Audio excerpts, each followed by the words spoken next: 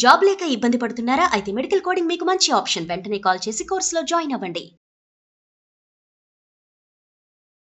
రమ్మగారు, పిల్లలకి మనం రకరకాల స్టోరీలు చెప్తున్నాం ఒక్కొక్క వీడియోలో. అందులో భాగంగా ఈరోజు ఒక మంచి స్టోరీ చెప్పండి. అంటే మామూలుగా పిల్లల కథలు చెప్తున్నాం కదా, ఇది ఒక పెద్దవాళ్ళ కథ అనుకోండి. ఓకే. అయితే ఈ పిల్లలకి చెప్పచ్చు, మనం కూడా తెలుసుకోవచ్చు. ఓకే. ఇదేంటంటే శ్రీపాద సుబ్రహ్మణ్య శాస్త్రి గారిని మనకు ఒక పాత కథకులు ఉన్నారు తెలుగులో. నాకు తెలిసి ఆయన 1961-62లోనే మరణించారు. చాలా పాత కథల రచయిత. అయితే నావెల్స్ కూడా కొన్ని రాశారు. వారి కథలు చాలా అద్భుతంగా ఉంటాయి. అసలు కథ ఎంత పట్టుగా నడుస్తుందో. వారిదే చాలా ఫేమస్ కథ ఇది, వడ్లగింజలు. ఆ కథ పేరు వడ్లగింజలు. అంటే అది మామూలు మీకు తెలిసిందే కదా. బియ్యం ఎందులో నుంచి వస్తుందో తెలుసా జయ? మీకు తెలుసు రమ్మగారు. లేకపోతే అందరు కామెంట్ రూపంలో పెట్టేస్తారు, జయాకి బియ్యం ఎలా వస్తాయి కూడా తెలియదు అనేసి. బియ్యం ఏ గింజల నుంచి వస్తుందో అవే వడ్ల గింజలదే కథ. అయితే వడ్ల గింజలకి కథ ఏమీ రిలేటెడ్ కాదు. ఇదేంటంటే ఒక శంకర్ భట్టు అనే ఒక బ్రాహ్మణ కుర్రాడి కథ. అయితే ఇతను ఏంటంటే అప్పట్లో చెస్ బాగా ఆడేవాడట. చదరంగా ఉంటారు కథలో. ఎక్కడ చెస్ అని పేరు, తెలుగు కథ, పైగా 60s కంటే ముందు కథ కదా. అప్పుడు అసలు ఇంగ్లీష్ పదాలు ఒకటి కూడా వాడలేని రోజులు అవి. అవునవును. అయితే ఈ చదరంగంలో దిట్ట ఈ అబ్బాయి, చాలా బాగా ఆడగలిగేవాడు. అయితే అతను ఏంటంటే అప్పట్లో మనకి ఇంకా జమీందారీలు రాజులు వాళ్ళు ఉన్నారు. ఇది 50s 40sలో కథ అనుకుందాం. పూర్తిగా ఇవి తీసేసేయడం, జమీందారీ వ్యవస్థను తీసేయటము అవన్నీ అవ్వలేదు. అయితే ఈ ఒక వత్సవాయి వంశానికి చెందిన ఒక గజపతిలో ఆయన రాజుగారి దగ్గరికి ఒక కుర్రాడు వచ్చి, ఆయన చాలా బాగా చదరంగం ఆడేవారు రాజావారు. ఆయనతో పాటు ఆడడం కోసం ఈ కుర్రాడు ఆ ఊరు వచ్చాడు. వస్తే ఏమైందంటే అతనికి రాజాస్థానానికి వెళ్ళడానికి ఎటువంటి అవకాశము దొరకలేదు. ఎందుకంటే అతను 2 బట్టలతో వచ్చాడట. ఓ గావంసా కట్టుకున్నాడు, ఓ గావంసా పైన కప్పుకున్నాడు. అప్పట్లో చొక్కాలు వేసుకునేవాళ్ళు కాదు జయ, అంత పాత కథ అనమాట. షర్టు లేదు, ఒక నడుముకు ఒక టవల్ లాంటిది, అంటే మన చిన్న సైజు లుంగీ లాంటిది కట్టుకుని పైన కప్పుకునేందుకు ఒక ఉత్తరీయం లాంటిది మాత్రమే ఉంది. అయితే బ్రాహ్మడు కాబట్టి ఇప్పుడు చేయట్లేదు, కానీ పాత రోజుల్లో ప్రతి బ్రాహ్మణులు ప్రతి వాళ్ళు నిత్యం సంధ్యావందనం, త్రికాల సంధ్యావందనం చేసుకునేవాళ్ళు. పొద్దున, మధ్యాహ్నం, సాయంత్రం 3 సంధ్యల్లోనూ సంధ్యావందనం చేసేవాళ్ళు. చక్కగా విభూతి బొట్టు అది పెట్టుకుని కళగా బాగుంటాడు. కానీ ఇతని వేషధారణ చూస్తే రాజుగారి దగ్గరికి వచ్చేటప్పుడు కొంచెం మంచి బట్టల్లో రావాలి కదా, మనం అదే ప్రజెంటబిలిటీ ఉండాలి. ఇతనికి ఆ ప్రజెంటబిలిటీ లేదు. అతనుకున్న ప్రజెంటబిలిటీ ఏంటంటే మొహంలో ఒక వర్చస్ ఉంది, బొట్టు పెట్టుకున్నాడు. అప్పుడు అందరూ సామాన్యంగా అందరూ విభూతి బొట్లే పెట్టుకునేవాళ్ళు. అయితే ఈ రాజుగారి దగ్గర ఒక మంత్రి ఉన్నాడు. అతను ఈ కుర్రాన్ని లోపలికి రానివ్వలేదు. అయితే ఈ రాజు దగ్గరికి వెళ్ళే అవకాశం కుదరలేదు. ఆ రోజుల్లో ఏంటంటే ప్రతి అరుగు మీద ఈ చదరంగం ఆట నడుస్తూ ఉండేది. తర్వాత అప్పట్లో సానివాడలు అవి ఉండేవి, పథకాల కథ కదా, అక్కడ ఇళ్లల్లో కూడా చదరంగం నడిచేది. అప్పుడు ఏముంది, టీవీలు లేవు, కాలక్షేపం ఏదో ఒకటి కావాలి కదా. పచ్చీసు అవి ఆడుకునేవాళ్ళు, మనకు తెలిసిందే కదా. పచ్చీసు, దాయకట్టం ఆడడము అలాంటివి ఆడేవాళ్ళు. పేకలు కూడా ఆ రోజుకి లేవు, కార్డ్స్ ఆడడం లేదు, చదరంగమే ఆడేవాళ్ళు. చదరంగం తెలివిగల వాళ్ళ ఆట. ఈ రాజుల ఇళ్లల్లో వాకిళ్లలో అరుగులుండి పొద్దునే భోజనాలు అవి చేసేసి ఏవో చిన్నపన్న పనులు చేసుకునేవాళ్ళు. వ్యవసాయదారులు అయితే వ్యవసాయం చేసిన మధ్యాహ్నాలు ఖాళీ కదా, చదరంగం ఆడేవాళ్ళు. ఈతను ఏం చేసేవాడు, ఈ ఊర్లో తిరుగుతూ ఈ ఊళ్ళో నడిచెళ్తుండేవాడు. ఓ చోట చదరంగం ఆడుతూ కనపడేవాళ్ళు. వాళ్ళు ఆడుతుంటే మెల్లిగా పక్కకి వెళ్తాం, వాళ్ళ దగ్గర కూర్చోవటం. అది కాదు, ఇది పెట్టండి అని 2వ కాయ పెట్టించడం చేసేవాడు. ఎవరి పక్షాన అయితే ఇతను కూర్చున్నాడో వాడు ఖచ్చితంగా గెలిచేవాడు. మంచి తెలివితేటలున్నవాడు. తెలివి అతను బాగా ఆటొచ్చు. 2 సార్లు అయ్యేసరికల్లా వీడికి ఏదో ఉపాసన ఉంది, అందుకే వీడు గెలుస్తున్నాడు అనుకున్నారు. కొద్ది రోజులు, మరో 4 రోజులు గడిచినాయి. ఈసారి ఈ మొదటి పెద్ద వీధులు కాకుండా చిన్న వీధుల్లో ఆడే ఆటల దగ్గర కుర్రాళ్ళు ఆడతారు. ఎంత పెద్ద పెద్ద వాళ్ళు, రాజులిళ్లలో పెద్దవాళ్ళు. రాచవీధులు అంటే రాజుగారి కోటకి చుట్టుపక్కల ఉన్న మెయిన్ స్ట్రీట్స్ వదిలిపెట్టేసి పక్క లైన్లలోకి వెళ్ళడం మొదలుపెట్టాడు. ఈ పక్క లైన్లలో కుర్రాళ్ళు ఆడుకుంటారు చిన్నవాళ్ళు, వాళ్ళ ఆటలు కూడా సెట్ చేయటం మొదలుపెట్టాడు. 2 రోజులు గడిచేసరికల్లా వీడు యాక్టివ్గా ఉండటం, తర్వాత ఇతని ఆటలో ఉన్న చురుకుదనం 3 ఎత్తుల్లో కట్టేయటం అవతల వాళ్ళని. అది వాళ్ళు తెలుసుకున్నారన్నమాట, వీడి దగ్గర చాలా ప్రజ్ఞ ఉందని. అతను కూడా తిరగటం మొదలుపెట్టారు. అప్పటిదాకా అతనికి ఒక గావంచాను, పైన ఒక గావంచా, కింద ఒక గావంచా మాత్రమే ఉన్నాయని చెప్పామా. పూటకోళ్ళ ఇంట్లో ఎవరో ఒక వేదరాజు పెద్దమ్మ ఇంట్లో భోజనం చేసేవాడు. వీళ్ళు మా ఇంట్లో భోజనం అని వీళ్ళందరూ తలా ఒక పూట అతన్ని భోజనానికి తీసుకెళ్ళేవాడు. ఈ భోజనానికి తీసుకెళ్లిన కుర్రాళ్లలో ఒకడికి సాని వీధులు అంటే ఆడవాళ్ళు ఉండే ఒక లైన్లో మంచి ఫ్రెండ్స్ ఉన్నారు. అక్కడ బాగా ఆట జరుగుతుందండి, మనం అక్కడికి వెళ్దామని ఒకరోజు ఇతన్ని అక్కడికి తీసుకెళ్ళాడు. కానీ డ్రెస్ మార్చుకోవడానికి ఒప్పుకోలే అతను. ఓకే. నాకు ఇదే భోజనం పెడుతున్నారు కానీ నేను దుస్తులు ఎలా మారుతాయి, నాకంతేం రాలేదని బట్టలు మార్చుకోవడానికి ఇష్టపడలా. ఆ వీధికి తీసుకెళ్ళాడు. వీధికి తీసుకెళ్తే ఆ వీధిలో ఉన్న ఒక అమ్మాయి దగ్గరికి రాజుగారి మేనలుడు, వాడు కూడా మంచి ప్రచండమైన ఆటగాడిగా పేరుంది అతను కూడా, అక్కడికి వెళ్ళారు. తీసుకెళ్ళేసరికల్లా ఆ కుర్రాడు వస్తాడు అక్కడికి. ఈ లోపల వీళ్ళు చదరంగం బల్ల సెట్ చేసుకున్నారు. ఆయన ఆటని ఆయన ప్రతిసారి ఆయన గెలిచేవాడు, ఈ అమ్మాయి ఓడిపోయేది. ఈ అమ్మాయి తలుపక్కన నుంచుని ఇతను ఆ అమ్మాయికి ఆట ఎలా కట్టాలో చెప్పాడు. 3 ఎత్తుల్లో రాజుగారి మేనల్లుడు ఓడిపోయాడు. ఆయన ఆశ్చర్యపోయాడు. ఎలా చేసావు నువ్వు, ఎప్పుడు నువ్వు ఓడిపోతావు, ఈసారి ఎలా గెలిచావంటే నాకు ఒక తాయెత్తు దొరికిందని చెప్తుందన్నమాట. ఇలా ప్రతి లైన్లో ఎక్కడెక్కడ చదరంగం ఆడతారో వాళ్ళందరినీ పట్టుకున్నాడు ఇతను. అయిన తర్వాత ఏం చేశారు, వీళ్ళు కుర్రాళ్ళల్లో కొంతమంది, మీరు మాతోటి చిన్న చిన్న వాళ్ళతో ఆడడం ఏంటండి, రాజావారు అద్భుతమైన ఆటగాడు చదరంగంలో, ఆయన కొట్టేవాడు లేడు ఈ పరగణాల్లో, కాబట్టి మీరు రాజుగారితో ఆడాలన్నారు. అప్పుడు ఇతను ఏం చెప్పాడంటే, నేను వెళ్ళాను, మంత్రి నాకు ప్రవేశం ఇవ్వలేదు, రాజు దగ్గరికి వచ్చేటప్పుడు మంచి బట్టల్లో రావాలి, ఏదైనా పట్టుకురావాలి రాజుగారికి బహుమతిగా ఇవ్వడానికి, ఓ పండో ఫలమో తేవాలి, ఇతని దగ్గర ఏమీ లేవు. దాంతో నేను ఏమి తీసుకురాకపోయేసరికల్లా ఇలా అన్నాడు. అదేమిటి, విద్య ఎవరి దగ్గర ఉంటే వాడు వెళ్ళాలి రాజు దగ్గరికి, వస్తువులు పట్టుకొచ్చేవాడు బట్టలతోటి వాడి విద్యని గణించడానికి వీల్లేదు కదా. వాడి తెలివితేటల నుండి డబ్బులు కనపడతాయి బట్టల వల్ల, విద్య ఎలా కనపడుతుంది?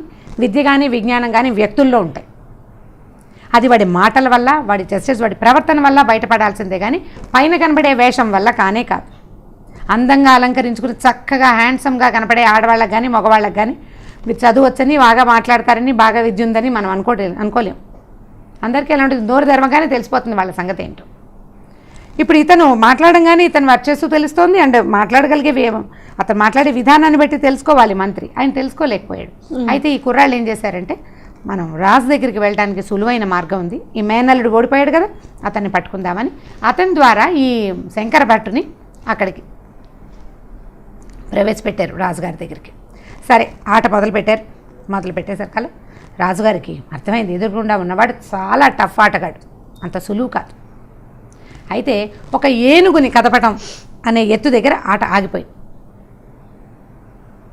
వాళ్ళు ఏం చేసేవాళ్ళంటే, ఎక్కడ ఆగిందో ఎంతసేపు ఆలోచించినా తర్వాత ఎత్తు కుదరలేదనుకో, ఇవాళకి రెస్ట్ అని అది కదపకుండా ఉంచుకునేవాళ్ళు. మళ్ళీ నెక్స్ట్ డే ఆడుకోవచ్చు. ఎందుకంటే మనలాగా చిన్న చిన్న కాయిన్స్ అవి కాదు కదా, రాజుగారు పెద్ద బల్ల, ఇవన్నీ దంతంతో చేసిన ఉండేవి. ఈ ముందుండే భటులు, తర్వాత ఉండే ఏనుగులు, గుర్రాలు, రాజు రాణి, రాజు మంత్రి ఉంటారు కదా, ఇవన్నీ కూడా దంతంతో చేసినవి పెద్ద పెద్దవి. ఇవాళ ఎలా వదిలిపెట్టారో అలాగే ఇప్పుడు మన దగ్గర చెస్ ఛాంపియన్షిప్కి అవుతాయి కదా, అవి కూడా తర్వాత ఎత్తు పేపర్లో రాసి పెట్టడాలు అవన్నీ ఉంటాయి. బోర్డ్స్ కదపరు. ఓకే. ఈ బోర్డు కదపకుండా శంకరప్ప ఇంటికి వెళ్ళిపోయాడు.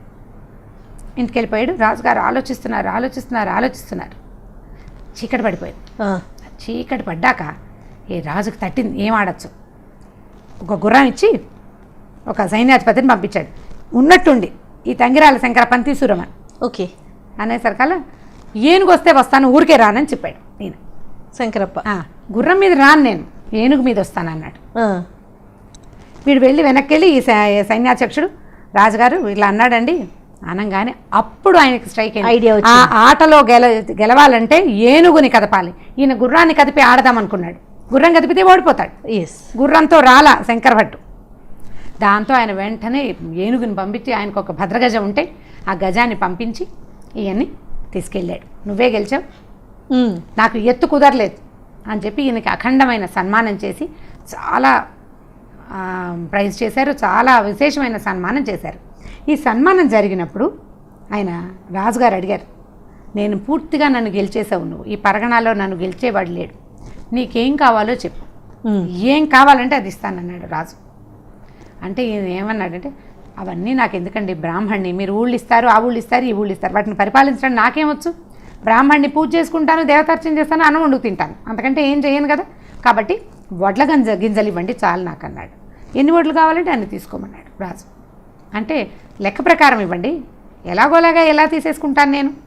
లెక్క ఏంటంటే, చదరంగం బల్ల ఉంది కదా, గళ్ళు కనపడతాయి. మొదటి గడిలో ఒక గింజ, తర్వాత దాంట్లో 2, తర్వాత దాంట్లో 4, తర్వాత 8, 16, 32 అట్లా డబల్ చేస్తూ పెట్టండి అన్నాడు. వడ్ల గింజలు లెక్క పెట్టి పెట్టాలి. ఎంత సింపుల్గా ఉందండి. ఎన్ని అవుతాయి మహా అయితే ఎన్ని అవుతాయి, అంతే కదా, కొలిపించి లెక్కబెట్టి కొలిపించి పంపిస్తామన్నారు. అందరికీ నవ్వొచ్చింది. ఏమిటి పిచ్చి బ్రాహ్మడు, రాజుగారు ఒక ఊరు ఇస్తాడేమో, చక్కగా ఓ అగ్రహారమో 2 అగ్రహారాలు, ఆయన 1 ఇవ్వాలనుకున్నాడు, 2 అడిగితే ఇచ్చేవాడు. వడ్ల గింజలు అడిగాడు. ఏమిట్రా వీడి తెలివి, వీడేదో అఖండమైన తెలివితేటలు ఉన్నవాడని అనుకున్నాం మనము. ఇంత ఆటగాడంటే వాడికి చాలా తెలివి. చదరంగా మాడడం అంటేనే బ్రెయిన్ షార్ప్ అని అర్థం. అవును, చిన్న పొన్న ఆటగాళ్ళకే షార్ప్గా ఉంటుంది. ఈ రాజుగారినే ఓడించగలిగిన ధీశాలకి ఇంకా బోల్డంత ఉండాలి. దాంతో అందరూ నవ్వుకున్నారు. చీకటి పడే వేళకి ఈ లెక్క పెట్టాలి కదా, మర్నాడు అనమాట లెక్క పెట్టేవాళ్ళు రాజుగారి దగ్గరికి వచ్చినప్పటికీ దిగాలుగా మొహాలు వేసుకుని ఉత్తరీయాలు భుజాల మీద ఉండాల్సిన ఉత్తరీయాలు నెత్తి మీద ఉన్నాయి వాళ్ళకి. ఏంటంటే, అయ్యా ఆయన అడిగింది కనుక ఇవ్వాలంటే మన రాజ్యం సరిపోదండి, ఇంకా 5-6 రాజ్యాలు కావాలి మనకి. ఎందుకంటే ఈ బల్లలో సగానికి వచ్చేసరికాలనే ఇది అయిపోతుంది. మన దగ్గర పడినే పట్ట మంట మొత్తం డబల్ అయిపోతాయి కదా. ఇప్పుడు 100-200 అవుతుంది, 200 300 కాదు, 200 400 అవుతుంది, 4 8 అవుతుంది, 8 16 అవగానే 16 తర్వాత వచ్చే అంకెలు ఎంత పెద్దవి, ఎంత పెద్దవి అవుతాయి. సగం నిండేసరికి ఈ సగం గళ్ళు అయ్యేసరికి అలానే మన రాజ్యంలో ఉన్న మొత్తం వడ్ల గింజలు అతనికి ఇచ్చేయాల్సి వస్తాం మనం. ఇంత లెక్క తేలుతుంది. ఆ అంకె వేయటానికి ఒక లైన్, ఒక పొడుగాటు టావు పేజీ చాలదట. అప్పట్లో ఏం చేసేవాళ్ళు, మన దగ్గర వాటిని పేపర్ టావులు అంటారు, వాటిని ఈ తెల్ల కాగితాలని. మా చిన్నప్పుడు కూడా టావ్ అనేవాళ్ళు. అసలు ఆ టావు పదమే ఇప్పుడు నేనే అంటున్నాను చాలా కాలం తర్వాత. ఆ మొత్తం పేజీ ఎంత రాసినా ఆ అంకెలు ఆ సున్నాలు పూడట్లేదన్నమాట అని చెప్పారు. చెప్పేసరికి అలా రాజుగారు ఇతను ఈ రకంగా కూడా తన తెలివి చూపించాడని మర్నాడు ఏం చేశారంటే, 2వ రోజు, మొదటి రోజు ముందు రోజు సాయంకాలం ఏనుగుని పంపించారు, మర్నాడు సన్మానం చేశారు. 3వ రోజు పొద్దున అతన్ని తీసుకొచ్చి తనతో పాటు ఈ రాజసింహాసనం మీద కూర్చోబెట్టి ఆయన లేచి ఈయన పాదాలు పట్టుకున్నాడు రాజు. ఇది చాలా సామాన్యమైన తెలివి కాదు, చాలా అద్భుతమైన తెలివితేటలు. ఈ రాజ్యం నీది, నువ్వు కూర్చో అంటేనే నీ పక్కన కూర్చుంటా, అబ్బాయి ఇది నాకు ఇచ్చేయమంటే నేను వెళ్ళిపోతాను. అప్పుడు ఈయన ఏమన్నాడంటే, నా సంగతి ఏమిటో మీకు తెలియజేయడం కోసమే, ఈ ఊళ్ళో వాళ్ళకి తెలియజేయడం కోసమే నేను చెప్పాను, కానీ రాజ్యం తీసుకుని నేనేం చేస్తాను ప్రభు, మమ్మల్ని పాలించగలిగిన వాళ్ళు మీరే. ఇతనికి తెలివితో పాటు వినయం కూడా ఉంది. అప్పుడు ఈ రాజుగారిని సింహాసనం మీద కూర్చోబెట్టి, మీతో పాటు ఆడేందుకు, జీవితం అంతా మీ దగ్గర ఆడేందుకు అవకాశం ఇవ్వండి నాకు అని చెప్పి ఒప్పుకున్నాడు అనమాట. సో ఈ వడ్ల గింజల కథ, ఇప్పుడు ఈ కథ రాసిన శ్రీపాద సుబ్రహ్మణ్య శాస్త్రి గారు, ఇది విన్నారో చూసారో మనకైతే తెలియదు. ఇది 50లలో రాయబడిన కథ. ఇలాంటి కథల్ని పిల్లలకి చెప్పచ్చు. ఇది మంచి తెలివితేటలు ఉన్న కథ కదా. ఇప్పుడు మనం పజిల్స్ అవి చెప్తాం పిల్లలకి, క్వశ్చన్స్ వేస్తాం, రకరకాల పజిల్స్. 10-12 ఏళ్ల పిల్లలకి ఇలాంటి స్టోరీ చెప్పచ్చు. వాళ్ళు కూడా లెక్క పెట్టడానికి ట్రై చేస్తారు, మెదడుకి పదును పెడతారు. ఈ మ్యాథమెటిక్స్ని తెలివిగా వాడుకోవటం అనేది భారతదేశంలో చాలా ముందు నుంచే ఉంది. ఇప్పుడు వీళ్ళు చెప్పే పజిల్స్ ఇవన్నీ కూడా ముందు నుంచే ఉన్నాయి.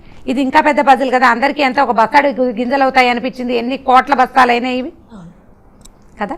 కాబట్టి ఈ స్టోరీస్ కూడా పిల్లలకి చెప్పచ్చు. ఇది చిన్న పిల్లలకి కాదు, 12 ఏళ్ళు 11 ఏళ్ళు వస్తే పజిల్స్ చేయటము, క్వశ్చన్స్కి ఆన్సర్ చేయటము వచ్చే ఏజ్ పిల్లలకి కనుక ఈ కథ చెప్తే ఇది మీరు తెలుసుకోవటము మంచిదే, పిల్లలకి చెప్పడము మంచిదే. క్లియర్గా చెప్తున్నాను, శ్రీపాద సుబ్రహ్మణ్య శాస్త్రి గారు రాసిన వడ్ల గింజలు కథ. ఇది తెలుగు మామూలు ఇలా నేను మాట్లాడుతున్న తెలుగులో ఉండదు, కొద్దిగా పాతకాలపు భాష, పూర్తి గ్రాంధికం కాదు, పాతకాలపు బ్రాహ్మణ భాష.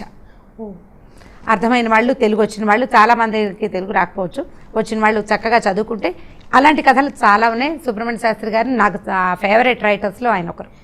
మనము రాబో వీడియోలో సుబ్రహ్మణ్య శాస్త్రి గారి స్టోరీస్ కథలు ఇంకేమైనా 1-2 మనం చెప్పుకోవచ్చు. ఇది పిల్లలకి చెప్పడానికి యూజ్ అవుతుంది. రైట్ రమ్మగారు, థ్యాంక్ యూ సో మచ్ రమ్మగారు. ఓకే జయ.